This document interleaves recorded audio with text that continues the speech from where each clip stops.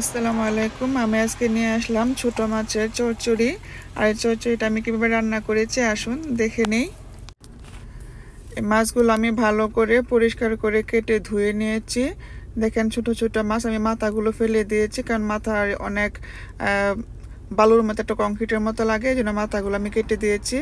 আর এখানে দিয়েছি হলুদ গুঁড়া, তারপরে দিয়ে দেবো মরিচ গুঁড়া, তারপরে দিয়ে দেবো একটু স্বাদ মতো লবণ।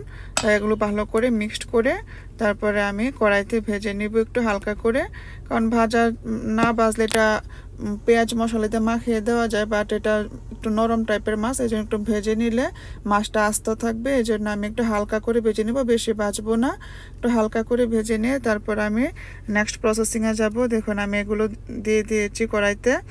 আর কড়াইটা কিন্তু ভালো করে গরম করে নেবেন। আমারটা যেহেতু নন স্টিক কড়াই তার প্যান, এই জন্য আমার এতটা গরম না করলে হবে। বাট আপনারা যারা অন্য কড়াইতে রান্না করতে চান ভালো করে একটা ধোয়া উঠিয়ে নেবেন কড়াইতে, তাহলে আপনার কড়াইতে মাছটা লেগে যাবে না।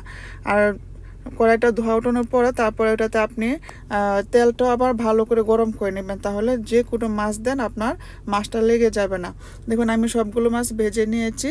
এখন আমি দিয়ে দিব একটু তেল স্বাদ মতো, 3 থেকে 4 চামচ তেল দিয়ে দিলাম। এখন দিয়ে দিচ্ছি পেঁয়াজগুলো আমি ভাজবো না, বাট একটু একটু নাড়াচাড়া করে নিচ্ছি, কারণ যেহেতু আবার মাছটা আবার দিয়ে একটু ভাজতে হবে, এই জন্য পেঁয়াজগুলো পুড়ে যাবে। এই জন্য আমি পেঁয়াজগুলো হালকা একটু নেড়ে চেড়ে তারপরে আমি মরিচ গুঁড়া, তারপরে ধনিয়া গুঁড়া, হলুদ গুঁড়া, তারপরে স্বাদ মতো লবণ দিয়ে দিলাম।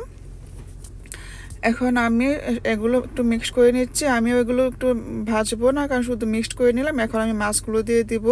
এর কারণ হলো আপনি মাছটা যেহেতু আমি একটু ভাজা ভাজা করব, তাহলে পেঁয়াজগুলো পুড়ে যাবে না, মাছ আর পেঁয়াজ সেম সেম থাকবে। আর যদি আমি একটু পেঁয়াজটা একটু ভেজে নিই, তাহলে মাছের সাথে যে পেঁয়াজটা থাকবে পেঁয়াজটা একটু পুড়ে পুড়ে যাবে। এই জন্য আমি সবগুলো একসাথে দিয়ে দিলাম। এখন আমি একটু পরপর উল্টে পাল্টে একটু হালকা করে উল্টে দিব। এভাবে আমি একটু পরপর উল্টে উল্টে মাছটাকে হালকা হালকা করে ভেজে নেব। দেখেন আমি কিভাবে হালকা করে ভেজে নিচ্ছি। আর এখন লাস্ট পর্যায়ে দিয়ে দিচ্ছি কাঁচামরিচগুলো। কাঁচামরিচ আপনাদের স্বাদ মতো দিবেন, আমার স্বাদ মতো আমি দিয়েছি। যারা একটু ঝাল পছন্দ করেন হয়তো তারা একটু কাঁচামরিচ একটু বেশি দিবেন। আর দেখুন মাছটা কিন্তু হয়ে গেছে, আমি দেখেন একটু ভাজা ভাজা মচমচে টাইপের হয়েছে। এখন আমি চুলাটা অফ করে দিয়েছি। আজ এ পর্যন্তই, খোদা হাফেজ।